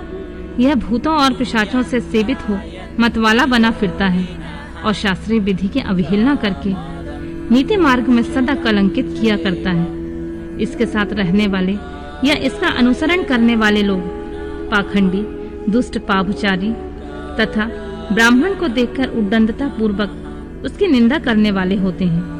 यह स्वयं ही स्त्री में आसक्त रहने वाला तथा रति कर्म में दक्ष है, अतः मैं इसे शाप देने को उद्यत हुआ हूँ। यह रुद्र चारों वर्णों से पृथक और कुरूप है, इसे यज्ञ से बहिष्कृत कर दिया जाए। यह शमशान में निवास करने वाला तथा उत्तम कुल और जन्म से हीन है, इसलिए देवताओं के साथ यह यज्ञ में भाग ना पाए। ब्रह्मा जी कहते हैं, नारद, दक्ष की कही हुई यह बात सुन भृगु आदि बहुत से महर्षि रुद्रदेव को दुष्ट मानकर देवताओं के साथ उनकी निंदा करने लगे। दक्ष की यह बात सुनकर नंदी को बड़ा रोष हुआ, उसके नेत्र चंचल हो उठे और वे दक्ष को शाप देने के विचार से तुरंत इस प्रकार बोले। नंदीश्वर ने कहा, अरे महामूढ़, दुष्ट बुद्धि षट दक्ष, तूने मेरे स्वामी महेश्वर को यज्ञ से बहिष्कृत क्यों कर दिया? जिनके स्मरण मात्र से यज्ञ सफल तथा तीर्थ पवित्र हो जाते हैं, उन्हें महादेव को तूने शाप कैसे दे दिया? दुबुद्ध दक्ष, तूने ब्राह्मण जाति की चपलता से प्रेरित हो इन रुद्रदेव को व्यर्थ ही शाप दे डाला है। महाप्रभु रुद्र का सर्वथा निर्दोष है, तदापि तूने व्यर्थ ही उनका उपहास किया है। ब्राह्मण धम, जिन्होंने इस जगत की सृष्टि की है, जो इनका पालन करते हैं और अंत में जिनके द्वारा इनका संहार होगा, उन्हीं इन महेश्वर रूप को तूने शाप कैसे दे दिया है? नंदी के इस प्रकार फटकारने पर प्रजापति दक्ष रोष से आग बबूला हो गए और उन्हें शाप देते हुए बोले, अरे रुद्रगणों, तुम सब लोग वेद से बहिष्कृत हो जाओ, वैदिक मार्ग से भ्रष्ट तथा महर्षियों द्वारा परित्यक्त हो पाखंडवाद में लग जाओ और शिष्टाचार से दूर रहो। सिर पर जटा और शरीर में भस्म एवं हड्डियों के आभूषण धारण करके मद्यपान में आसक्त रहो। जब दक्ष ने शिव के पार्षदों को इस प्रकार शाप दे दिया, तब उस शाप को सुनकर शिव के प्रिय भक्त नंदी अत्यंत रोष के वशीभूत हो गए।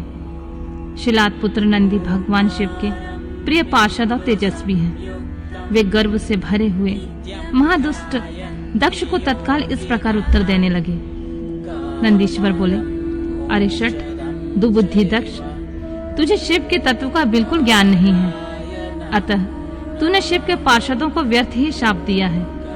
अहंकारी दक्ष, जिनके चित्त में दुष्टता भरी है, उन भृगु आदि ने भी ब्राह्मण तत्व के अभिमान में आकर महाप्रभु महेश्वर का उपहास किया है। अतः यहाँ जो भगवान रुद्र से विमुख तुझ जैसे दुष्ट ब्राह्मण विद्वान हैं, उनको मैं रुद्र तेज के प्रभाव से ही शाप दे रहा हूँ। तुझ जैसे ब्राह्मण कर्मफल के प्रशंसक वेदवाद में फंसकर वेदों के तत्व ज्ञान से शून्य हो जाएं। वे ब्राह्मण सदा भोगों में तन्मय रहकर स्वर्ग को ही सबसे बड़ा पुरुषार्थ मानते हुए स्वर्ग से बढ़कर कोई दूसरी वस्तु नहीं है, ऐसा कहते रहे और क्रोध, लोभ तथा मद से युक्त निर्लज्ज भिक्षुक बने रहे। कितने ही ब्राह्मण वेद मार्ग को सामने रखकर शूद्रों का यज्ञ कराने वाले और दारिद्र होंगे, सदा दान लेने में लीन रहेंगे। दूषित दान ग्रहण करने के कारण वे सब के सब नरकगामी होंगे। दक्ष, उनसे यह कुछ ब्राह्मण तो ब्राह्म राक्षस भी होंगे। जो परब्रह्मा शिव को सामान्य देवता समझकर उनसे द्रोह करता है, वह दुष्ट बुद्धि वाला प्रजापति दक्ष तत्व ज्ञान से विमुख हो जाए। यह विषय सुख की इच्छा से, कामना रूपी कपट से युक्त धर्म वाले गृहस्थ आश्रम से आसक्त रहकर कर्म कांड का तथा कर्म फल की प्रशंसा करने वाले सनातन वेदवाद का विस्तार करता रहे। इसका आनंदमय मुख नष्ट हो जाए। यह आत्मा ज्ञान को भूलकर पशु के समान हो जाए और यह दक्ष कर्म भ्रष्ट हो शीघ्र ही बकरे के मुख से युक्त हो जाए। इस प्रकार कुपित हुए नंदी ने जब ब्राह्मणों को और दक्ष ने महादेव जी को शाप दिया, तब वहां महान हाहाकार मच गया। नारद, मैं वेदों का प्रतिपादक होने के कारण शिव तत्व को जानता हूँ, इसलिए दक्ष का वह शाप सुनकर मैंने बारंबार उसकी तथा भृगु आदि की ब्राह्मणों की भी निंदा की।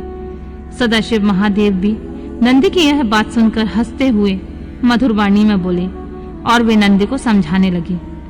सदाशिव ने कहा, नंदिन, मेरी बात सुनो। तुम तो परम ज्ञानी हो, तुम्हें क्रोध नहीं करना चाहिए। तुमने भ्रम से यह समझकर कि मुझे शाप दिया गया है, व्यर्थ ही ब्राह्मण कुल को शाप दे डाला।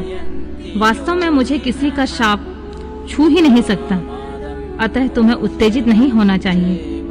वेद मंत्राक्षरमय और सूक्तमय है, उसके प्रत्येक सूत्र में समस्त देवधारियों की आत्मा प्रतिष्ठित है, अतः उन मंत्रों की ज्ञाता नित्य आत्मवेता है। इसलिए तुम रोषवश उन्हें शाप न दो। किसी की बुद्धि कितनी ही दूषित क्यों न हो, कभी किसी वेदों को शाप नहीं दे सकता। इस समय मुझे किसी का शाप नहीं मिला है। इस बात को तुम्हें ठीक ठीक समझना चाहिए। महापते, तुम सनकादि सिद्धों को भी तत्व ज्ञान का उपदेश देने वाले हो, अतः शांत हो जाओ। मैं भी यज्ञ हूँ, मैं भी यज्ञ कर्म हूँ।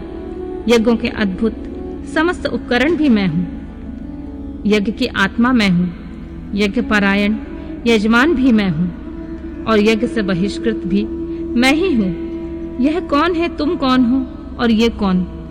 वास्तव में सब मैं ही हूँ। तुम अपनी बुद्धि से इस बात का विचार करो। तुमने ब्राह्मण को व्यर्थ ही शाप दे दिया है महामते। नंदिनी, तुम तत्व ज्ञान के द्वारा प्रपंच रचना का बात करके आत्मनिष्ठ ज्ञानी तथा क्रोध आदि से शून्य हो जाओ। ब्रह्मा जी कहते हैं, नारद, भगवान शंभु के इस प्रकार समझाने पर नंदिकेश्वर वेग परायण होकर क्रोध रहित एवं शांत हो गए। भगवान शिव भी अपनी प्राण प्रिय पार्षद नंदी को शीघ्र ही तत्व का बोध कराकर प्रथम गणों के साथ वह प्रसन्नता पूर्वक अपने स्थान को चल दिए। इधर रोषवश से युक्त दक्ष भी ब्राह्मण से घिरे हुए अपने स्थान को लौट गए, परंतु उनका चित्त शिवद्रोह में ही तत्पर था। उस समय रुद्र को शाप दिए जाने की घटना का स्मरण करके दक्ष सदा महान रोष से भरे रहते थे। उनकी बुद्धि पर मूर्छा छा गई थी। वे शिव के प्रति श्रद्धा को त्याग कर शिव पूजकों की निंदा करने लगे। तात नारद इस प्रकार महात्मा शंभु के साथ दुर्व्यवहार करके दक्ष ने अपनी जिस दुष्ट बुद्धि का परिचय दिया है वह मैंने तुम्हें बता दी। अब तुम उनकी पराकाष्ठा को पहुंची हुई दुबुद्धि का वृतांत सुनो। मैं बता रहा हूं। अगला अध्याय। दक्ष के द्वारा महान यज्ञ का आयोजन, उसमें ब्रह्मा विष्णु देवताओं और ऋषियों का आगमन, दक्ष के द्वारा सबका सत्कार, यज्ञ का आरंभ, दधीच द्वारा भगवान शिव को बुलाने का अनुरोध और दक्ष के विरोध करने पर शिव भक्तों का वहां से निकल जाना। ब्रह्मा जी कहते हैं, नारद, एक समय दक्ष ने एक बहुत बड़े यज्ञ का आरंभ किया था। उस यज्ञ में दीक्षा लेकर उन्होंने उस समय समस्त देवर्षियों, महर्षियों तथा देवताओं को बुलाया। वे सभी उस यज्ञ में पधारे। अगस्त, कश्यप, अत्रि, वामदेव, भृगु, दधीचि, भगवान व्यास, भारद्वाज, गौतम, पैल, पराशर, गर्भ, भार्गव, कुकुश, सित सुमंतु, त्रिक, कंक और वैशंपायन, ये तथा दूसरे बहुसंख्यक मुनि अपनी स्त्री पुरुषों को लेकर मेरे पुत्र दक्ष के यज्ञ में हर्षपूर्वक सम्मिलित हुए थे। इनके सिवा समस्त देवगण, महान अद्भुतशाली लोकपालगण तथा सभी उपदेवता अपनी उपकारक सैन्य शक्ति के साथ वहां पधारे थे। दक्ष ने प्रार्थना करके सदल बल मुझे विश्वद्रष्टा ब्रह्मा को भी सत्यलोक से बुलवाया। इसी तरह भांति भांति से सादर प्रार्थना करके बैकुंठ लोक से भगवान विष्णु भी उस यज्ञ में बुलाए गए थे। शिवद्रोही दुरात्मा दक्ष ने उन सबका बड़ा सत्कार किया। विश्वकर्मा ने अत्यंत दीप्तिमान, विशाल और बहुमूल्य दिव्य भवन बनाए थे। दक्ष ने वे ही भवन समागत अतिथियों को ठहरने के लिए दिए। वे लोग सम्मानित होकर उन संपूर्ण भवनों में यथा योग्य स्थान पाकर ठहरे हुए थे। दक्ष का वह महायज्ञ उस समय कनखल नामक तीर्थ में हो रहा था। दक्ष ने भृगु आदि तपोधनों से ऋत्विज बनाया। सब लोग सम्मानित हो उन संपूर्ण भवनों में यथायोग्य स्थान पाकर ठहरे हुए थे। दक्ष का वह महायज्ञ उस समय कनखल नामक तीर्थ में हो रहा था। उसमें दक्ष ने भृगु आदि तपोधनों से ऋत्विज बनाया। संपूर्ण मरुद गणों के साथ स्वयं भगवान विष्णु उसके अधिष्ठाता थे। वे वेदत्रयी की विधि को दिखाने या बताने वाला ब्रह्मा बना था। इसी तरह संपूर्ण दिक्पाल अपने आयुधों और परिवारों के साथ द्वारपाल एवं रक्षक बने थे और सदा कौतूहल पैदा करते थे। स्वयं यज्ञ सुंदर रूप धारण करके दक्ष के उस यज्ञ मंडल में उपस्थित था। महामुनियों में श्रेष्ठ सभी महर्षि स्वयं वेदों को धारण करने वाले हुए थे। अग्नि ने भी उस यज्ञ महोत्सव में शीघ्र ही हविष्य ग्रहण करने के लिए अपने सहस्र रूप प्रकट किए थे। वहां 88,000 ऋत्विज एक साथ हवन करते थे। 64,000 देवर्षि उद्गाता थे। अर्धव्यू एवं होता भी उतने ही थे। नारद आदि देवर्षि और सप्तर्षि पृथक पृथक गाथा गान कर रहे थे। दक्ष ने अपने उस महायज्ञ में गंधर्वों, विद्याधरों, सिद्धों, बारह आदित्यों, उनके गणों, यज्ञों तथा नागलोक में विचरने वाले समस्त नागों का भी बड़ी संख्या में वरण किया था। ब्रह्मर्षि, राजर्षि और देवर्षि के समुदाय तथा बहुसंख्यक नरेश भी उसमें आमंत्रित थे, जो अपने मित्रों, मंत्रियों तथा सेनाओं के साथ आए थे। यजमान दक्ष ने उस यज्ञ में वसु आदि समस्त गण देवताओं का भी वरण किया था। कौतुक और मंगलाचार करके जब दक्ष ने यज्ञ की दीक्षा ली तथा जब उनके लिए बारंबार स्वस्ति वाचन किया जाने लगा, तब वे अपनी पत्नी के साथ बड़ी शोभा पाने लगे।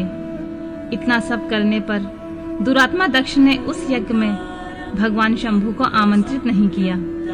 उनकी दृष्टि में कपालधारी होने के कारण वे निश्चय ही यज्ञ में भाग पाने योग्य नहीं थे।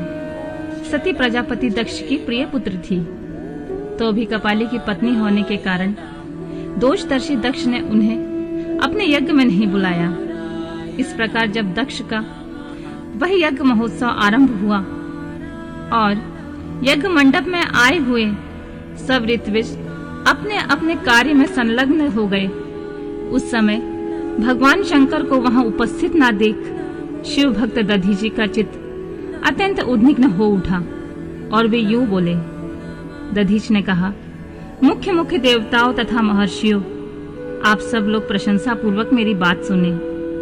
इस यज्ञ महोत्सव में भगवान शंकर नहीं आए हैं, इसका क्या कारण है? यद्यपि वे देवेश्वर बड़े बड़े मुनि और लोकपाल यहाँ पधारे हुए हैं, तथापि उन महात्मा पिनाक मणि शंकर के बिना यह यज्ञ अधिक शोभा नहीं पा रहा है।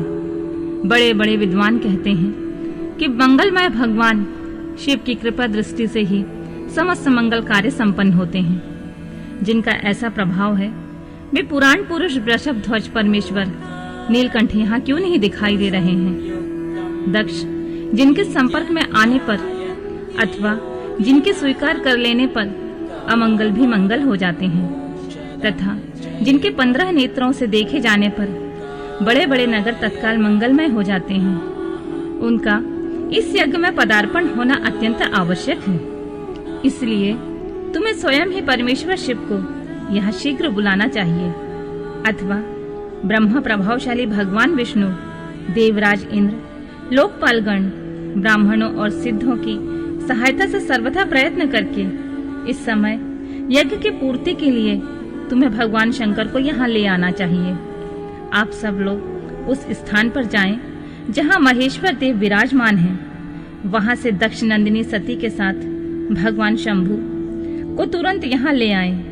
देवेश्वरों, जगदम्बा सहित वे परमात्मा शिव यदि यहाँ आ गए तो सब कुछ पवित्र हो जाएगा। उनके स्मरण से, उनके नाम लेने से सारा कार्य पुण्यमय हो जाएगा।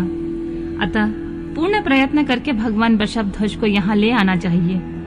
भगवान शंकर के यहाँ पदार्पण करते ही यह यज्ञ पवित्र हो जाएगा, अन्यथा कभी पूरा नहीं हो सकेगा। यह मैं सत्य कहता हूँ। दधीच का यह वचन सुनकर दुष्ट बुद्धि वाले मूढ़ दक्ष ने हंसते हुए रोष पूर्वक कहा, भगवान विष्णु संपूर्ण देवताओं के मूल हैं, जिनमें सनातन धर्म प्रतिष्ठित है।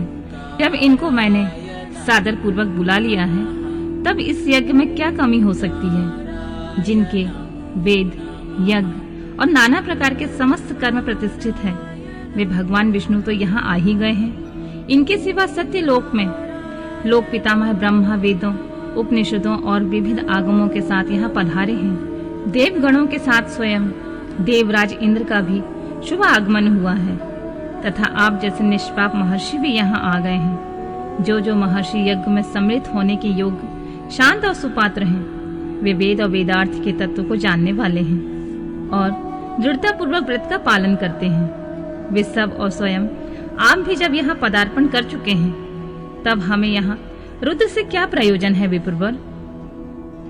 मैंने ब्रह्मा जी के कहने से ही अपनी कन्या रुद्र को दी थी। वैसे मैं जानता हूँ हर कुलीन नहीं है, उनकी न माता है न पिता है। वे भूत प्रेतों और पिशाचों के स्वामी हैं, अकेले रहते हैं। उनका अतिक्रमण करना दूसरों के लिए अत्यंत कठिन है। वे आत्म प्रशंसक, मूढ़, जड़, मौनी और ईर्ष्यालु हैं। इस यज्ञ कर्म में बुलाए जाने योग्य नहीं है, इसलिए मैंने उन्हें यहाँ नहीं बुलाया है। अतः दधीच जी, आपको फिर कभी ऐसी बात नहीं करनी चाहिए। मेरी प्रार्थना है कि आप सब लोग मिलकर मेरे इस महान यज्ञ को सफल बनाएं। दक्ष की बात सुनकर दधीच ने समस्त देवताओं और मुनियों के सुनते हुए यह सार्वगर्भित बात कही। दक्ष, उन भगवान शंकर के बिना यह महान यज्ञ अयज्ञ हो गया। अब यह यज्ञ कहलाने योग्य नहीं रह गया। विशेषतः इस यज्ञ में तुम्हारा विनाश हो जाएगा। ऐसा कहकर दधीच दक्ष की यज्ञशाला में अकेले ही निकल पड़े और तुरंत अपने आश्रम को चल दिए। तदनंतर जो मुख्य मुख्य शिव भक्त तथा शिव के मत का अनुसरण करने वाले थे, वे भी दक्ष को वैसा ही शाप देकर तुरंत वहां से निकले और अपने आश्रम को चले गए। मुनिवर दधीच तथा दूसरे ऋषियों के उस यज्ञ मंडप से निकल जाने पर दुष्ट बुद्धि शिवद्रोही दक्ष ने उन मुनियों का उपहास करते हुए कहा, जिन्हें शिव प्रिय हैं वे नाम मात्र के ब्राह्मण दधीच चले गए। उन्हीं के समान वे दूसरे थे, वे भी मेरी यज्ञशाला से निकल गए। यह बड़ी शुभ बात हुई। मुझे सदा यही अभीष्ट है देवेश। देवताओं और मुनियों, मैं सत्य कहता हूँ, जिनके चित्त की विचार शक्ति नष्ट हो गई है, जो मंद बुद्धि हैं और मिथ्यावाद में लगे हुए हैं, ऐसे वेद बहिष्कृत दुराचारी लोगों को यज्ञ कर्म में त्याग ही देना चाहिए। विष्णु आदि आप सब देवता और ब्राह्मण वेदवादी हैं, अतः मेरे इस यज्ञ को शीघ्र ही सफल बनाएं। ब्रह्मा जी कहते हैं, दक्ष की यह बात सुनकर शिव की माया से मोहित हुए समस्त देवर्षि उस यज्ञ मंडप में देवताओं का पूजन और हवन करने लगे। मुनीश्वर नारद, इस प्रकार उस यज्ञ को जो शाप मिला उसका वर्णन किया गया है। अब यज्ञ के विध्वंस की घटना को बताया जाता है, सो उसे आदर पूर्वक सुनो। अगला अध्याय। दक्ष यज्ञ का समाचार पा सती का शिव से वहां चलने के लिए अनुरोध। दक्ष के शिव द्रोह को जानकर भगवान शिव की आज्ञा से देवी सती का पिता के यज्ञ मंडप की ओर शिव गणों के साथ प्रस्थान। ब्रह्मा जी कहते हैं, नारद, जब देवर्षि गण बड़े उत्साह और हर्ष के साथ दक्ष के यज्ञ में जा रहे थे, उसी समय दक्ष कन्या देवी सती गंधमादन पर्वत पर चंदोबे से युक्त धारागृह में सखियों के साथ घिरी हुई भांति भांति की उत्तम क्रीड़ाएं कर रही थीं। प्रसन्नता पूर्वक क्रीड़ा में लगी हुई देवी सती ने उस समय रोहिणी के साथ दक्ष यज्ञ में जाते हुए चंद्रमा को देखा। देखकर वे अपनी हितकारिणी प्राण प्यारी श्रेष्ठ सखी विजया से बोली, मेरी सखियों में श्रेष्ठ प्राण प्रिय विजय, जल्दी जाकर पूछ तो आ, ये चंद्रदेव रोहिणी के साथ कहाँ जा रहे हैं। सती के इस प्रकार की आज्ञा देने पर विजया तुरंत उनके पास गई और उसने यथोचित शिष्टाचार के साथ पूछा, चंद्रदेव आप कहाँ जा रहे हैं। विजया का यह प्रश्न सुनकर चंद्रदेव ने अपनी यात्रा का उद्देश्य आदर पूर्वक बताया। दक्ष के यहाँ होने वाले महोत्सव आदि का सारा वृतांत कहा। वह सब सुनकर विजया बड़ी उतावली के साथ देवी के पास आई और चंद्रमा ने जो जो कहा था उसने सब कह सुनाया। उसे सुनकर कालिका सती देवी को बड़ा विस्मय हुआ।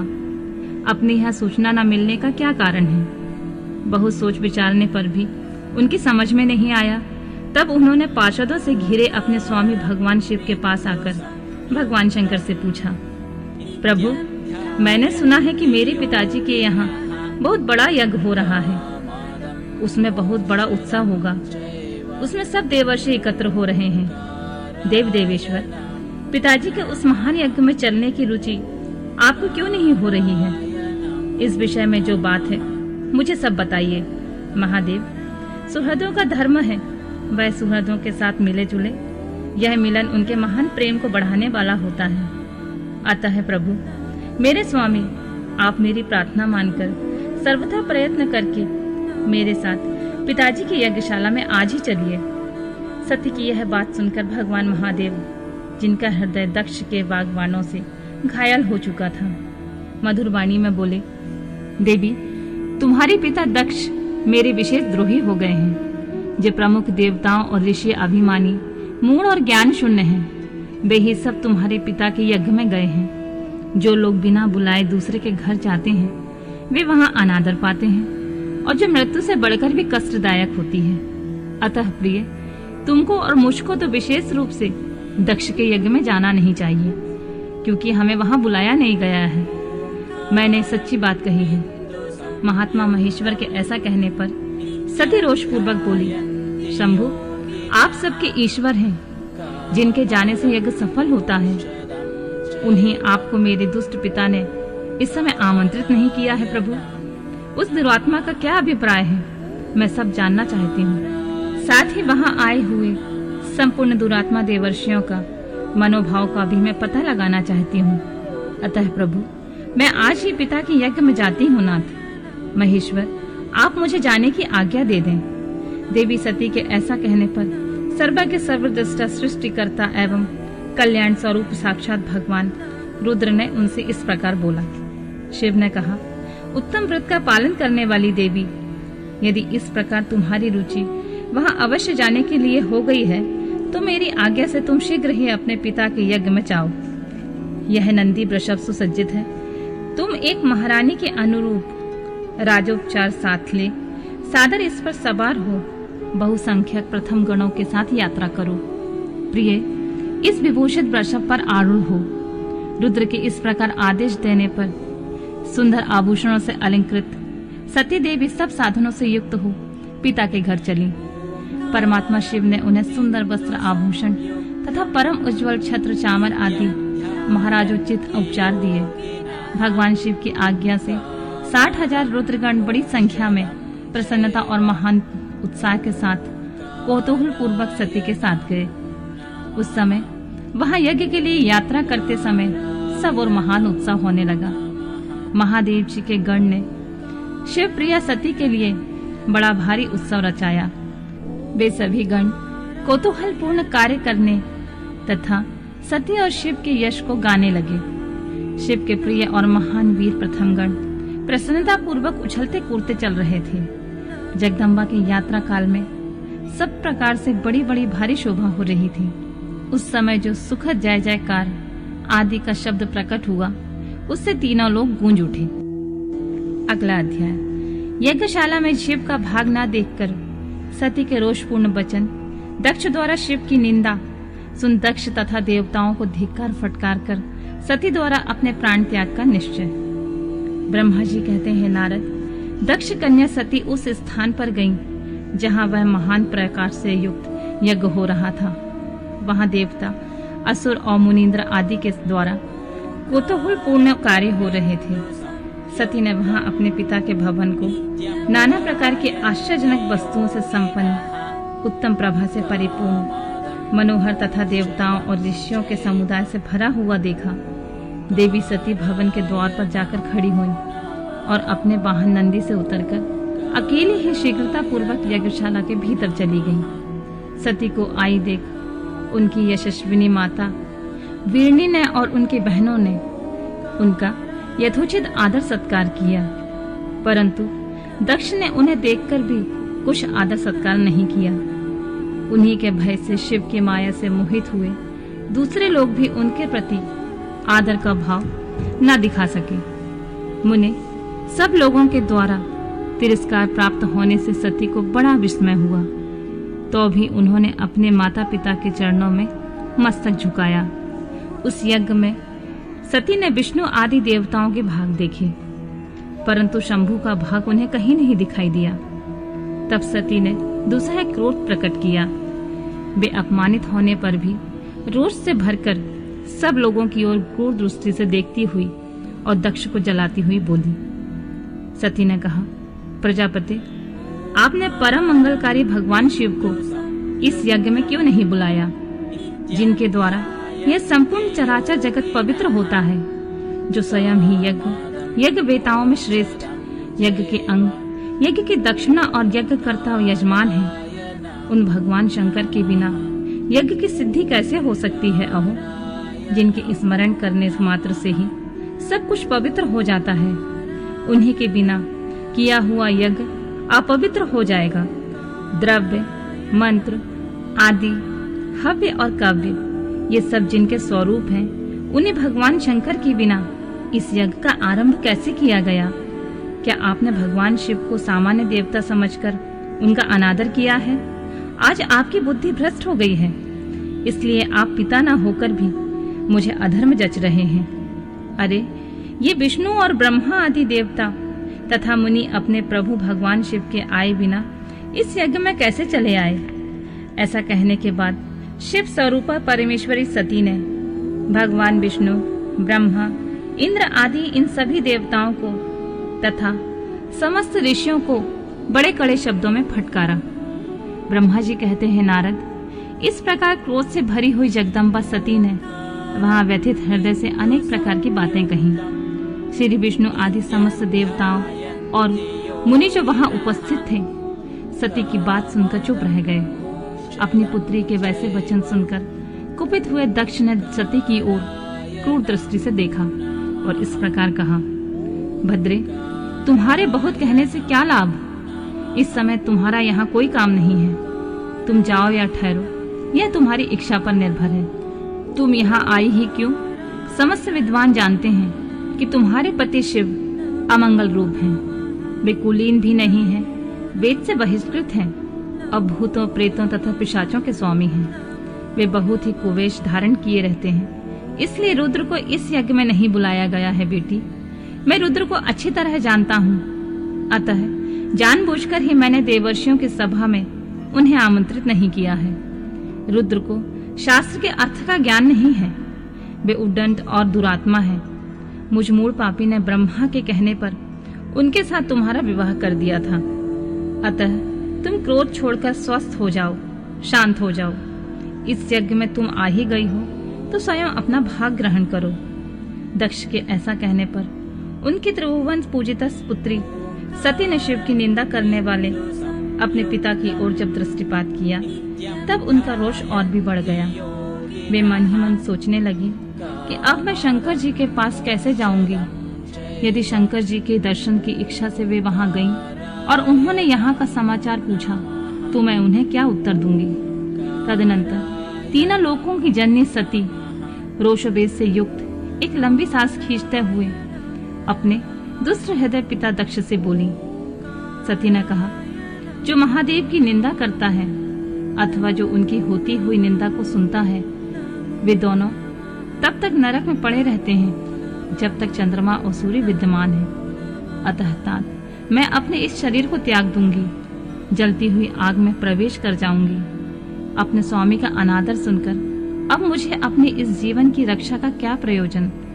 यदि कोई समर्थ हो तो वह स्वयं विशेष यत्न करके शंभु की निंदा करने वाले पुरुष की जीव को बलपूर्वक काट डाले, तब वह शिव निंदा श्रवण के पाप से शुद्ध हो सकता है। इसमें कोई संशय नहीं है। यदि कुछ कर सकने में असमर्थ हो तो बुद्धिमान पुरुष को चाहिए कि वह दोनों कान बंद करके वहां से निकल जाए। इससे वह शुद्ध रहता है और दोष का भागी भी नहीं होता है, ऐसा श्रेष्ठ विद्वान कहते हैं। इस प्रकार धर्म नीति बताने पर सती को अपने आने का कारण बड़ा पश्चाताप हुआ।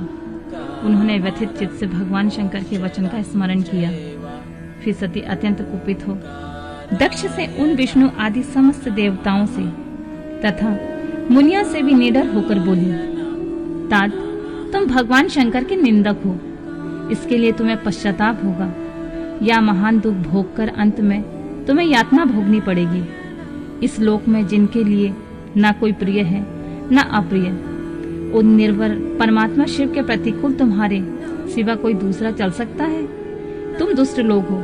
वे सदा ईर्ष्या पूर्वक यदि महान पुरुषों की निंदा करें तो उनके लिए यह कोई आश्चर्य की बात नहीं है, परंतु जो महात्माओं के चरणों की रज से अपने अज्ञान अंधकार को दूर कर चुके हैं, उन्हें महापुरुषों की निंदा शोभा नहीं देती। जिनका शिव यह 2 अक्षरों का नाम कभी बातचीत के प्रसंग से मनुष्य के वाणी द्वारा एक बार भी उच्चारित हो जाए तो वह संपूर्ण पाप राशि को शीघ्र ही नष्ट कर देता है। उन्हीं पवित्र कीर्ति वाले निर्मल शिव से तुम द्वेष करते हो। आश्चर्य है, वास्तव में तुम अशिव अमंगल रूप हो। महापुरुषों के मन रूपी मधुकर ब्रह्मानंदमय रस का पान करने की इच्छा से जिनके सर्वार्थदायक चरण कमलों का निरंतर सेवन किया जाता है, उन्हीं के तुम मूर्खतावश द्रोह करते हो। जिन्हें तुम शिव के नाम से और काम में अशिव बताते हो, उन्हें क्या तुम्हारे सिवा कोई दूसरा विद्वान नहीं जानता? ब्रह्मा आदि देवता, सनक आदि मुनि तथा अन्य ज्ञानी क्या उनके स्वरूप को नहीं समझते? उदार बुद्धि भगवान शिव जटा फैलाए कपाल धारण किए हुए शमशान में भूतों के साथ प्रसन्नता पूर्वक रहते हैं तथा भस्म एवं नरमुंडों की माला धारण करते हैं। इस बात को जानकर भी जो मुनि और देवता उनके चरण में गिरे हुए निर्माल्य को बड़े आदर के साथ अपने मस्तक पर चढ़ाते हैं, इसका क्या कारण है? यही कि वे भगवान शिव ही साक्षात परमेश्वर हैं।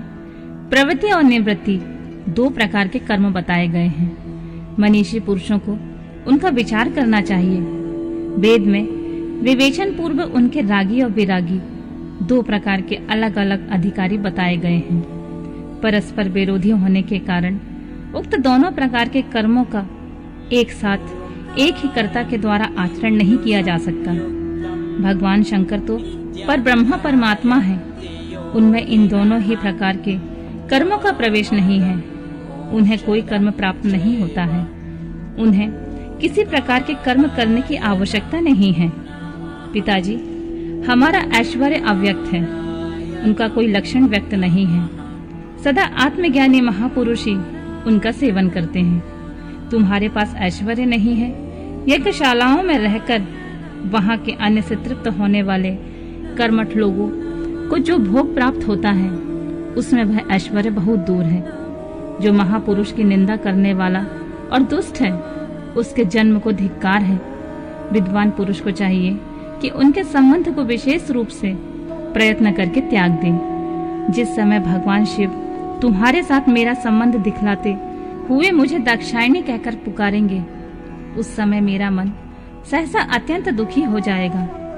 इसलिए तुम्हारे अंग से उत्पन्न हुए सदा शव के तुल्य घृणित इस शरीर को मैं उस समय निश्चित ही त्याग दूंगी और ऐसा करके सुखी हो जाऊंगी। हे देवताओं और मुनियों, तुम सब लोग मेरी एक बात सुनो। तुम्हारे हृदय में दुष्टता आ गई है। तुम लोगों का यह कर्म सर्वथा अनुचित है। तुम सब लोग मूढ़ हो गए हो, क्योंकि शिव की निंदा और कलह तुम्हें प्रिय है। अतः भगवान हर से तुम्हें इस कुकर्म का निश्चय ही पूरा पूरा दंड मिलेगा। ब्रह्मा जी कहते हैं, नारद, उस यज्ञ में तथा दक्ष और देवताओं से ऐसा कहकर सती देवी चुप हो गई और मन ही मन अपने प्राण बल्लभ शंभु का स्मरण करने लगी। अगला अध्याय। सती का योगाग्नि से अपने शरीर को भस्म कर देना, दर्शकों का हाहाकार, शिव पार्षदों का प्राण त्याग तथा दक्ष पर आक्रमण, विभुओं द्वारा उनका भगाया जाना तथा देवताओं की चिंता। ब्रह्मा जी कहते हैं, नारद, मौन हुई सती देवी अपने पति का सादर स्मरण करके शांतचित्त हो सहसा उत्तर दिशा की भूमि पर बैठ गईं। उन्होंने विधि पूर्वक जल का आचमन करके वस्त्र ओढ़ लिया और पवित्र भाव से आंखें मूंदकर पति का चिंतन करती हुई वे योग मार्ग में स्थित हो गईं। उन्होंने आसन को स्थिर कर प्राणायाम द्वारा प्राण और अपान को एक रूप करके नाभि चक्र में स्थित किया। फिर उदान वायु को बलपूर्वक नाभि चक्र के ऊपर उठाकर बुद्धि के साथ हृदय में स्थापित किया।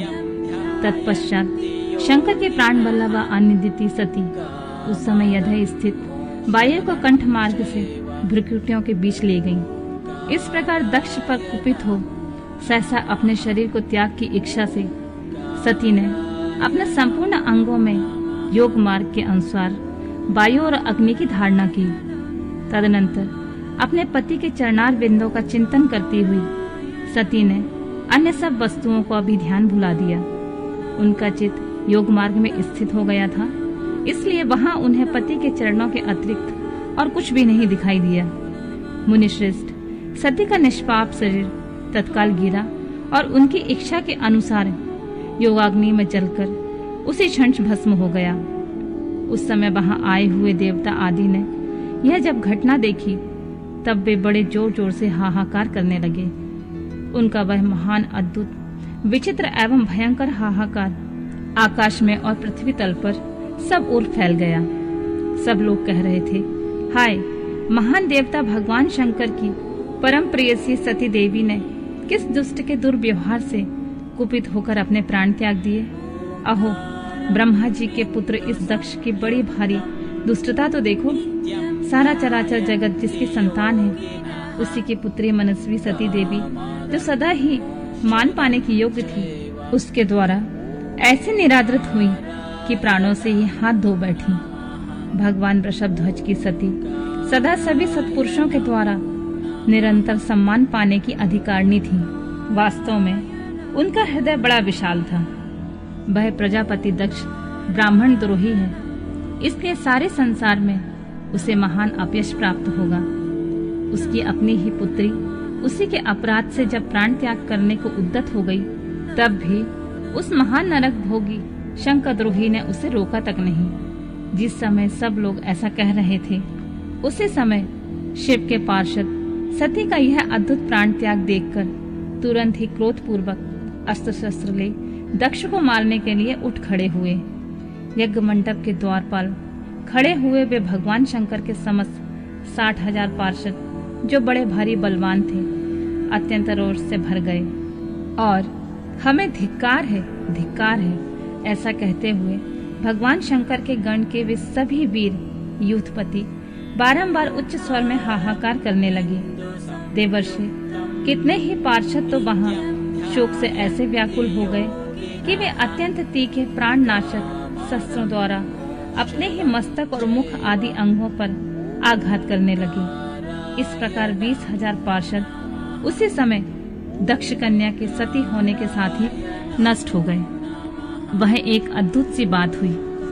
नष्ट होने से बचे हुए महात्मा शंकर के वे प्रथम गण क्रोध युक्त दक्ष को मारने के लिए हथियार लिए उठ खड़े हुए। मुने उन आक्रमणकारी पार्षदों का वेग देखकर भगवान भृगु ने यज्ञ में विघ्न डालने वालों का नाश करने के लिए नियत दक्षिणा अग्नि में आहुति दी। भृगु के आहुति देते ही यज्ञ कुंड से रिभु नामक सहस्त्रों महान देवता, जो बड़े प्रबल और वीर थे, वहां प्रकट हो गए। मुनीश्वर उन सबके हाथ में जलती हुई लकड़ियां थीं।